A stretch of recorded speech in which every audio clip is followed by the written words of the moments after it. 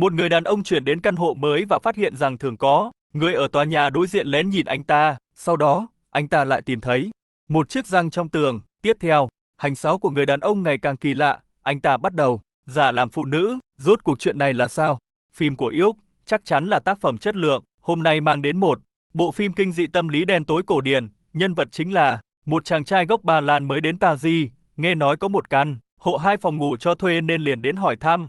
Người gác cổng nói, khách thuê trước đã nhảy từ cửa sổ tự tử, nhưng không thành công, nhưng khả năng sống sót rất thấp.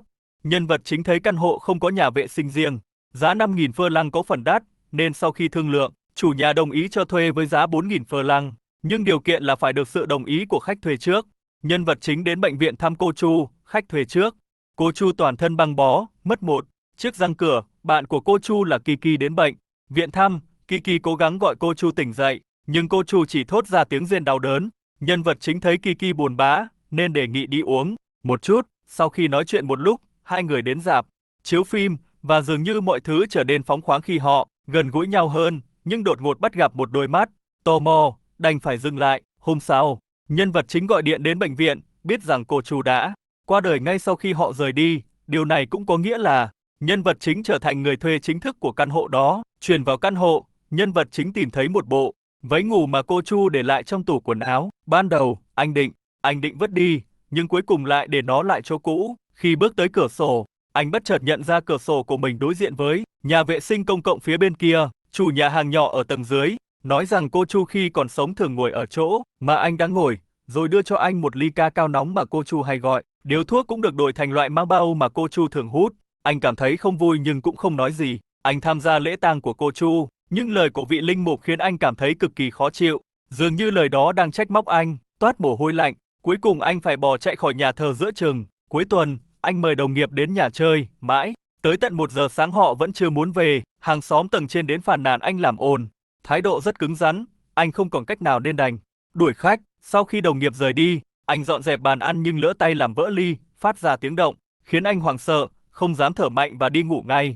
Dù vậy, ngày hôm sau anh vẫn bị chủ nhà mắng. Đồng nghiệp cảm thấy anh quá nhu nhược và cố tình kể chuyện về một người đàn ông say rượu mở cửa sổ hát và bị hàng xóm bắn chết để dọa anh. Khi anh di chuyển đồ đạc, phát hiện có người trong nhà vệ sinh, phía bên kia nhìn chằm chằm vào mình, quay đầu lại thì lại thấy một chiếc răng của người lớn trong tường. Bà An, hàng xóm, dẫn con gái bị tật ở chân đến gõ cửa và nói rằng sáng nay bà nhận được thư khiếu nại. Bà hỏi, có phải anh đã phàn nàn không? Anh nói là không, vì điều đó không ảnh hưởng gì đến anh cả. Đồng nghiệp mời nam chính đến nhà chơi và cố ý vặn âm thanh lên mức lớn nhất, khiến hàng xóm phải đến gõ cửa. Không những không hối lỗi, đồng nghiệp còn mắng hàng xóm thậm tệ, và cuối cùng còn nói rằng anh ta quen biết người trong sở cảnh sát, nên dù có báo cảnh sát cũng vô ích.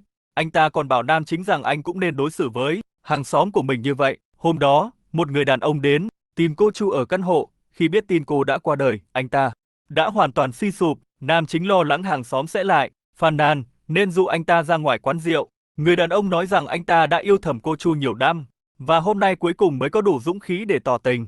Nhưng cô Chu lại ra đi mãi mãi. Nam chính an ủi anh ta suốt đêm và tiễn anh ta về lúc rạng sáng.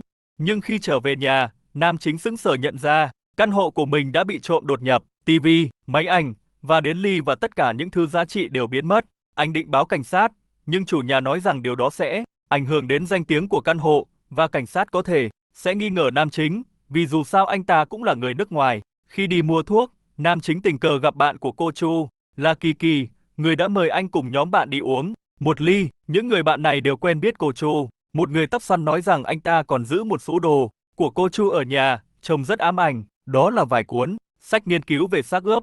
Kiki muốn đến nhà nam chính, nhưng anh ta nói dối rằng căn hộ đang sửa chữa và đề nghị qua nhà Kiki ngủ nhờ. Tuy nhiên, khi đến nhà Kiki, trong đầu nam chính toàn là những suy nghĩ về những điều kỳ quái trong căn hộ, nói năng làm nhảm rồi ngủ thiếp đi. Kiki cảm thấy rất thất vọng. Nam chính tỉnh dậy và lặng lẽ quay về căn hộ của mình. Buổi chiều, người quản lý tòa nhà với thái độ kiêu ngạo tìm đến nam chính, yêu cầu anh ký vào đơn kiến nghị phản đối gia đình bà An. Không ngờ nam chính từ chối, khiến người quản lý rất tức giận. Ông ta cảnh báo nam chính rằng sau này có chuyện gì xảy ra thì đừng có than phiền. Nam chính cảm thấy bất an, tinh thần yếu đuối của anh dần dần trở nên hoang tưởng, đến mức nhìn thấy người quản lý trong hình ảnh của một người ăn xin ngủ ngoài hành lang. Anh ta hoảng sợ và vùng vẫy, khiến người ăn xin hoảng hốt bỏ chạy. Tiếng la hét của anh ta lại khiến hàng xóm phàn nàn. nam chính bị gọi lên đồn cảnh sát để thẩm vấn, và sau một hồi tra hỏi, cảnh sát cảnh cáo anh ta không được tái phạm. Trở về căn hộ, nam chính bất giác sơn móng tay của mình bằng lọ sơn của cô Chu để lại. Bà An lại đến tìm anh, nói rằng tất cả mọi người đã ký vào đơn kiến nghị ngoại trừ anh. Để trả đũa hàng xóm, bà An để lại phân trước cửa từng nhà. Chỉ riêng trước cửa nhà nam chính là sạch sẽ. Nam chính sợ mọi người nghi ngờ mình nên tự tay để một ít phân trước cửa nhà mình. Thật là buồn cười. Nửa đêm, nam chính đi vào nhà vệ sinh công cộng và phát hiện trên tường có những ký tự giống như bùa chú. Điều kỳ lạ hơn là anh ta nhìn thấy chính mình đang đứng trước cửa sổ căn hộ, dùng ống nhòm nhìn vào nhà vệ sinh công cộng. Anh ta choáng váng trở lại phòng, rồi lại thấy cô Chu, người cuốn đầy băng, đứng trước cửa sổ nhà vệ sinh. Thật là quá đỗi kỳ quái. Sáng hôm sau, nam chính bị đánh thức bởi tiếng sửa chữa mái nhà bên dưới, và khi anh thò đầu ra, bị những người thợ cười nhạo vì mặt anh đầy trang điểm.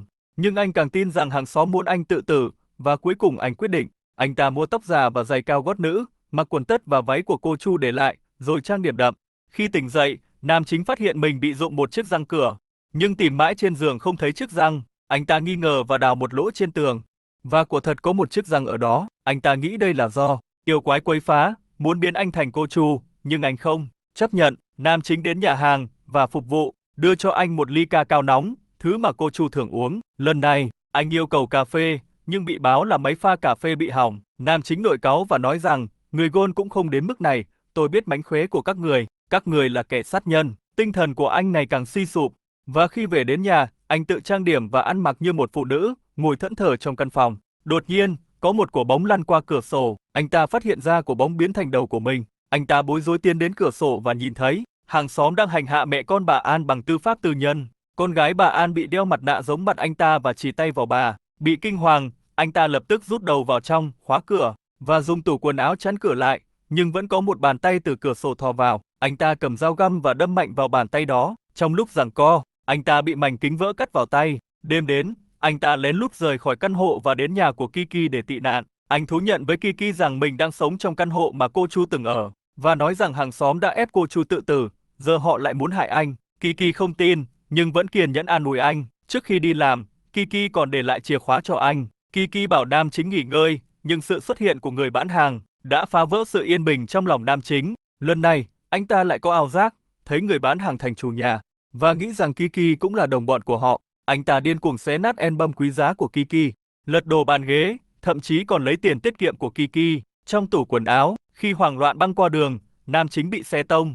Cặp vợ chồng lái xe xuống xem xét, nhưng nam chính lại nhìn họ như là chủ nhà và quản lý tòa nhà, và hét lên rằng họ là kẻ giết người. May mắn là nam chính không bị thương nặng. Cặp vợ chồng định đưa anh về nhà, nhưng anh ta lại túm lấy cổ áo họ, khiến bác sĩ phải tiêm cho anh một liều thuốc an thần. Cặp vợ chồng đưa anh về căn hộ. Khi thấy chủ nhà, anh ta sợ hãi như gặp ma, chạy về phòng.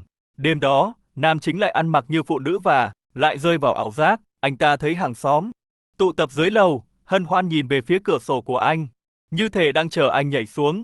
Cuối cùng, anh ta nhìn lên mái nhà được sửa chữa từ bên cửa sổ tầng 3 và làm động hàng xóm. Nhưng nam chính không chết. Hàng xóm đem chăn để che cho anh, nhưng nam chính lại nghĩ rằng đó là cái lưới để bắt anh. Trong mắt anh, hàng xóm trở thành những con quái vật hung tợn, làm anh sợ hãi, và dù chân gãy, anh vẫn bò về căn hộ một cách kỳ lạ, sau đó lại trèo lên cửa sổ lần nữa. Hàng xóm hoảng hốt, khuyên anh không nên nhảy, nhưng anh kiên quyết lại trèo xuống từ mái nhà. Khi cảnh truyền, nam chính nằm như xác ướp nằm trên giường bệnh. Nam chính đã trở thành một tiểu thư Chu thứ hai. Lúc này, anh ta phát ra tiếng hét xé lòng. Người thuê trọ là một bộ phim kinh dị tâm lý đen tối do Roman Polanski viết kịch bản, đạo diễn và tự mình đóng vai chính, ra mắt tại Pháp. Ngày 26 tháng 5 năm 1976, Polanski đã khắc họa hình ảnh một nam thanh niên đầy sự nhẫn nhịn và chịu đựng một cách chân thực. Anh ta vào vai một thanh niên tốt bụng và chính trực, một người theo chủ nghĩa hoàn hảo, muốn trở thành người thuê lý tưởng. Vì vậy, dù nhiều thứ không hề mong muốn, anh vẫn chọn nhẫn nhịn, nhưng đồng thời anh lại là một người nhạy cảm, có chút thần kinh, và sự kết hợp này khiến anh dễ bị ảnh hưởng bởi môi trường bên ngoài. Đáng tiếc là những người hàng xóm trong chung cư rất ích kỷ, lạnh lùng và bài xích người khác. Sống trong môi trường này làm anh kiệt quệ cả về thể xác và tinh thần, khiến anh bị áp lực và cuối cùng dẫn đến sự suy sụp, khiến anh đi vào con đường bế tắc. Anh không dám bộc lộ suy nghĩ của mình, dù thích cà phê nhưng khi phục vụ mang ra ca cao nóng, anh cũng chọn nhượng bộ. Rõ ràng chỉ hút thuốc nhãn Versace, nhưng cũng ngại từ chối khi được đưa thuốc mà bao, không muốn cho tiền ăn xin. nhưng vì sợ mất mặt trước cô gái mình thích nên lại bị người ăn xin làm phiền. Thực ra, những người như thế này không hề hiếm gặp trong cuộc sống. Chúng ta thường vì để giữ mối quan hệ mà tự làm khổ mình, nhường nhịn trong những điều nhỏ nhặt. Lúc này, chúng ta tự an ủi rằng phải hòa đồng trong xã hội, phải theo số đông và dần dần trở nên ngột ngạt. Nếu có thể sống đúng với bản thân hơn một chút, có lẽ chúng ta sẽ nhẹ nhàng hơn trong xã hội đầy áp lực này. Nói thì dễ, nhưng làm lại khó. Thôi, hôm nay câu chuyện đến đây thôi. Nếu thích video, đừng quên nhấn giữ nút like để ủng hộ tôi và giúp tôi có thêm động lực nhé.